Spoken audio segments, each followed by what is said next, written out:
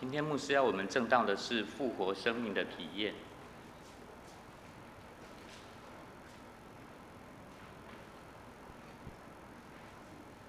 我们一起低头祷告。天父，我们感谢你，因为你让你的儿子耶稣基督为我们世的罪死了，并且从死里复活了，帮助我们与这一位复活的主有生命的相遇，带领我们以下的时间，奉主耶稣的名祈祷，阿们。亲爱的弟兄姐妹平安。我今天要分几个点来讲这段圣经。首先，我们要来谈第一个是复活是一个历史的事实。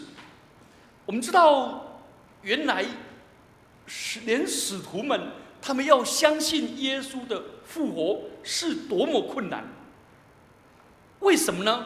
你看，那个摩大拉的玛利亚跟那几位妇人看见了天使，看见了空坟墓，耶稣跟他们显现了，他们就回去跟使徒们报告，使徒不信。约翰跟彼得他们回来看了空坟墓，报告，他们还是不信。以马忤斯的2个门徒遇见了主了，回来报告，他们仍然不信。所以不是这些使徒们去捏造这个复活的事实，不是，是他们不能不讲，不能不说。为什么呢？因为他们发现耶稣竟然现身在他们当中，结果他们以为是活见鬼，他们以为是鬼魂，所以他们心里面没有说出来，但是在嘴里没有说出来，心里面都说那是活见鬼。耶稣心中知道他们的意念，耶稣要让他们承认这个事实，他就说把手的钉痕、勒痕给他们看，说你们摸摸看，无魂无骨无肉，你们看我是有的。讲完了以后，他们喜得不敢信，很高兴说耶稣真的复活了，但是还是不信，喜得不敢信，他们还是不信。那门徒呢，他就说那你们有什么吃的没有？门徒就把一片烤鱼，耶稣接过来就当他们吃了，并且耶稣说实在是我啦，分明就是我啦。你有没有发现这一些人兴奋的不敢相信，只是惊讶？这给我们证明，连使徒们都是不容易相信耶稣，他们面对复活主的态度是相当有批判性的，他不是轻易相信的。但是他们经过与复活的主特别的相遇，并且在圣灵的确认下，这一位被钉死的耶稣，被埋葬的拿撒勒人耶稣，确实仍然活着。那关键在哪里？两个关键。所以我们今天如果到处跟他讲怎么证明，人家还不会相信。那关键在哪里呢？关键就在44节到49节，耶稣对他们说：“这是我从前与你们同在之时告诉你们的话，摩西的律法、先知的书和诗篇所记的，凡指着我的话都要应验。”于是耶稣开他们的心窍。换句话说，他们除了看见耶稣手的钉痕跟勒痕以外，看见耶稣活着吃东西，他们更重要是听到耶稣基督最后的训话。耶稣要他们回忆起从前你们听我所说的话，我现在就是应验了。换句话说，是上帝的话语跟圣灵的感动，使他们整个心窍一打开，就相信了耶稣。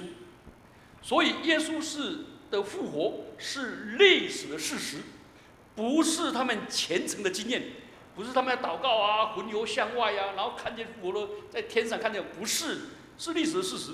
也不是他们那个渴望期待耶稣，渴望，然后呢就把心理投射，或者他们神经错乱，然后产生的幻觉，不是，是他们带着批判性、思考性去的，所以也不是他们杜撰的。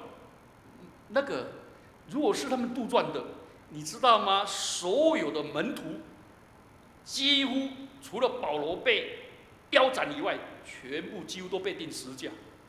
你知道他们为什么要为了一个谎言死于非命吗？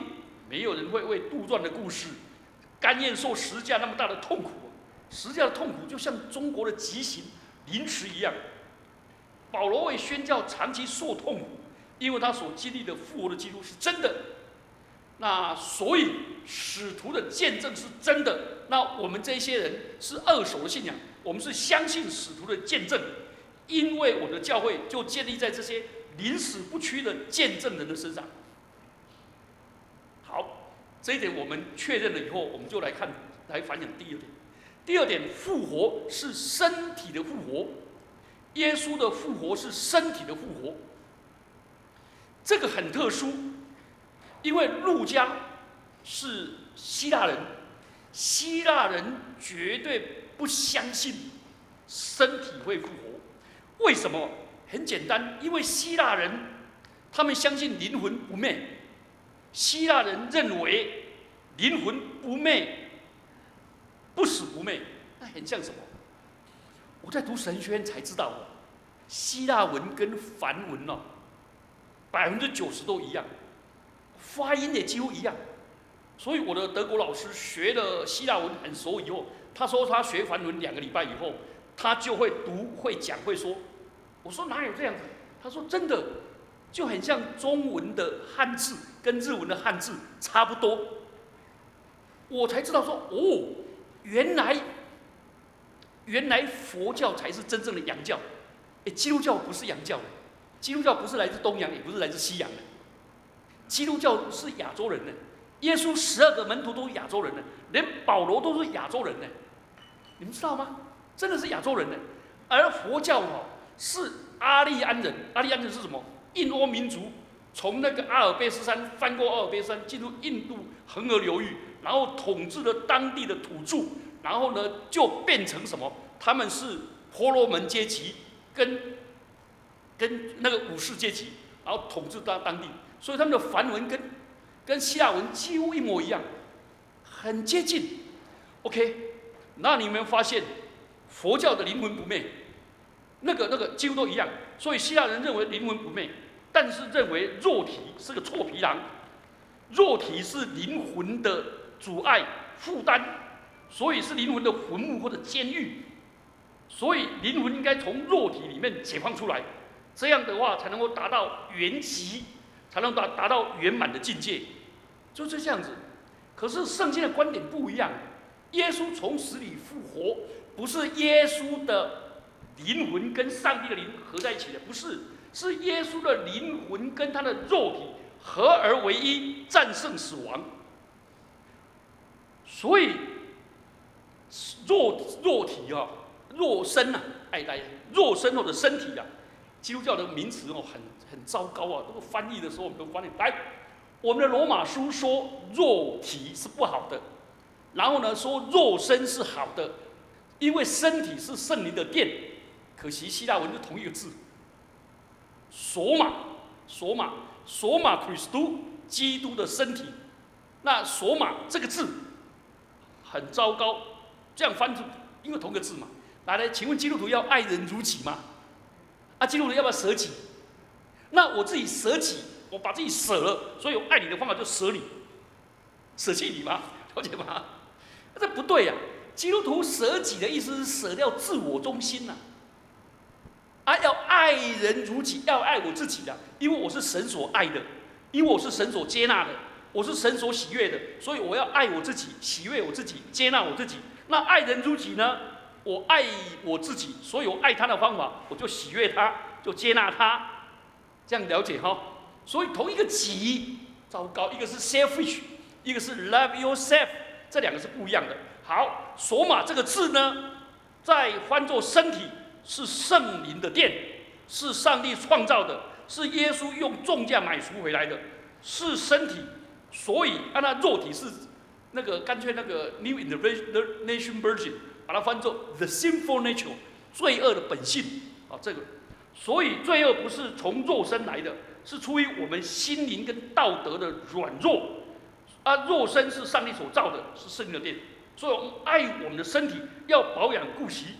复活的基督告诉我们，我们的生命的终结不是只是灵魂跟身体分开而已，但是我们将来身体要复活，所以我们的使徒信经有我信身体复活，因为耶稣已经复活了。后来基督教受了那个希腊灵魂跟肉体二元论的影响，将复活的生命解释成脱离肉身，然后不死不灭的境界那个是不对的，然后造成永生跟我们现世分割，天国错立人间，不对的。那怎么这样？什么是才对呢？如果照圣经的教训，我的身体是圣灵的殿，所以我们不要毁坏这殿。如果谁毁坏这殿，上帝要毁坏你这个人。所以我们的身体要保养顾惜，身体越健康，越能够荣耀上帝，越能够荣耀上帝。而且不要让我们的身体乌烟瘴气，吸烟啊、什么吸毒啊，那个让身体乌烟瘴气。而且我们的身体是圣洁、圣灵的殿，所以不要去嫖妓，去做那些污秽身体的，那个是这样子。然后呢，耶稣基督复活以后，请问他的记忆有没有消失？没有，而且还讲述说我当年跟你们讲得到，现在那个。换句话说，我们请问他跟门徒的关系有没有消失？没有，他还是爱他们，接纳他们。而且特别复活以后说：“你去告诉我的门徒和彼得，对不对？彼得3次不认他，他还是爱他，接纳他。换句话说，我们人生的旅程结束以后，我们会像耶稣一样，会带着昔日的历史，进入一个新的阶段、新的生命。那时候我们就跟耶稣一样，胜过时空的限制，那是我们无法想象的。所以保罗说：如今长存的有信、有望、有爱。”所以，我们今生今世爱人、服侍人，你知道吗？保罗说我们是种的。耶稣也说，一粒麦子若落在地里死了，就是一粒；若没有死，就是一粒；若在肉死了，就结出许多子粒来。换句话说，我们进入永生里面去，我们今生对人的爱、服侍，什么东西都在永世里面怎么样？得100倍，得1000倍，得10000倍。哇，这是好美的事！所以，我们基督徒呢，不只注重来生，更注重今生，因为今生种的，就来世要收。所以，我们要更珍惜今生，活出上帝的荣美跟尊荣，并且好好的爱弟兄姐妹。这就是耶稣告诉我们的那个身体复活的意义。第3方面，我们来反省：耶稣说，照经上所记的，基督必须受害，从第3日复活。这句话在那个路加福音24章一共讲了3次，来说那个摩大拉玛利亚跟撒罗米跟那个另外一个姐妹西比泰的母亲，他们去的时候，那2个天使告诉他说什么？当纪念他还在加利利的时候，告诉你们说，人子必须被交在罪人手里，钉在十字架，第3日复活。耶稣对2个走向那个以马忤斯的门徒说：“基督这样受害，又进入他的荣耀，岂不是应当的吗？”好，当耶稣复活对门徒的时候，又讲了第3次，照圣经所写的，基督必须受害，第3日要复活。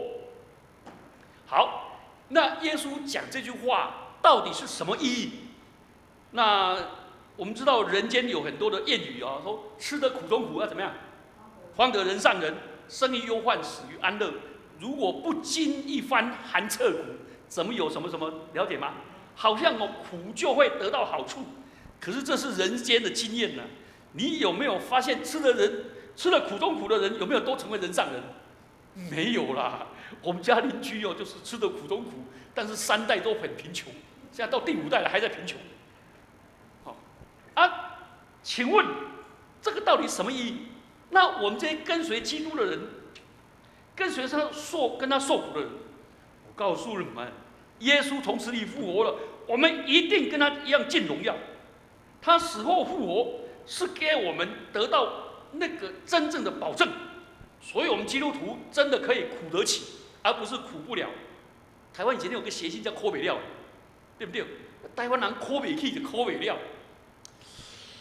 难怪日本以前有一个行政长官统治台湾的时候，他说台湾人呢怕死、贪便宜、割爱领住，所以只要给他一点点什么什么，就是这样。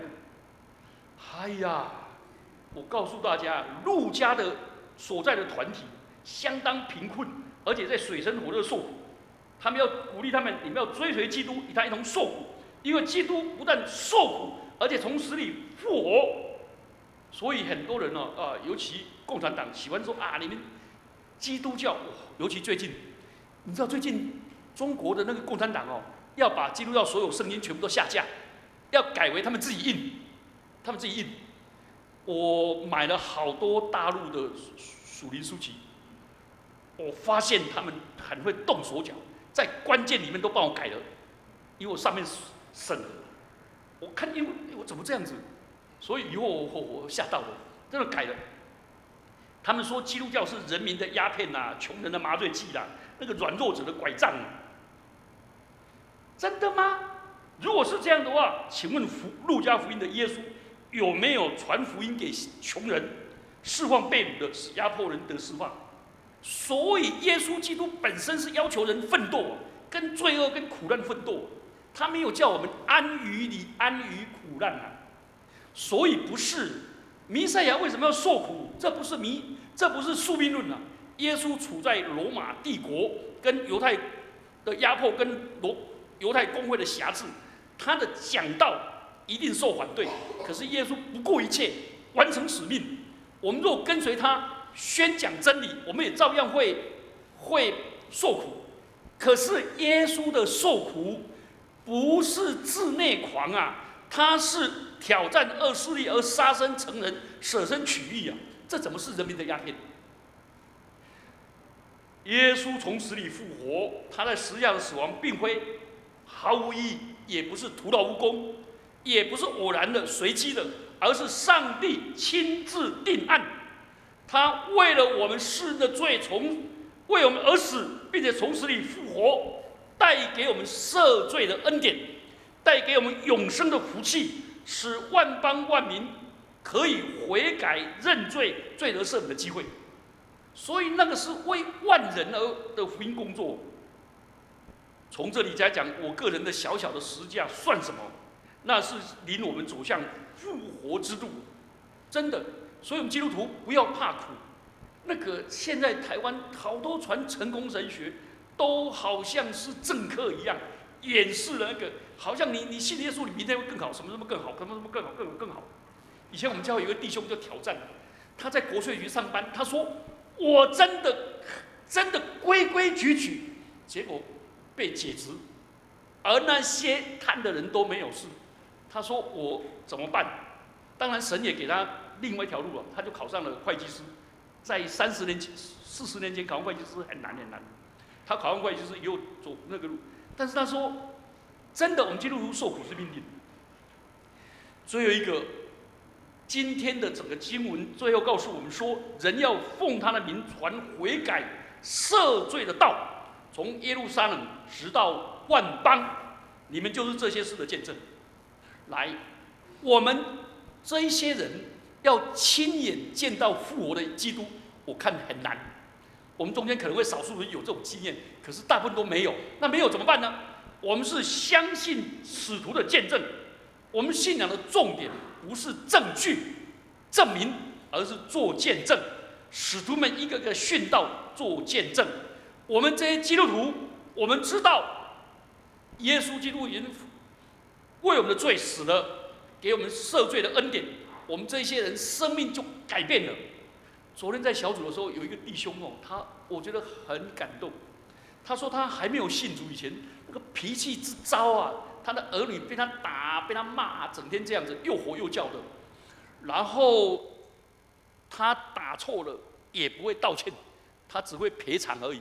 孩子要50块就给他500块，不会道歉。可他信主以后，他觉得这样不对，他觉得复活的基督在他里面感动他，他就不但打电话认错，而且亲自到他孩子那里跟他讲说：“爸爸真的错了，请你原谅我啊！我以前过去怎么伤害你？”一直讲，没想到他儿子就流下眼泪来了。他知道他这个爸爸是真的信耶稣是真的，真的他的罪得赦免是真的，跟复活的基督是真的，就流下眼泪，然后跟他和好。亲爱的弟兄姐妹们，我们今天要为我们的罪得赦免，为复活的基督，为我们将来荣耀的盼望做见证，活出信，活出望，活出爱。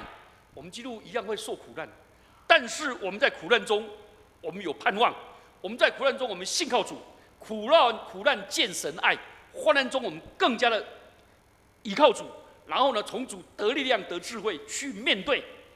即使我们得不着，我们也不怕。为什么？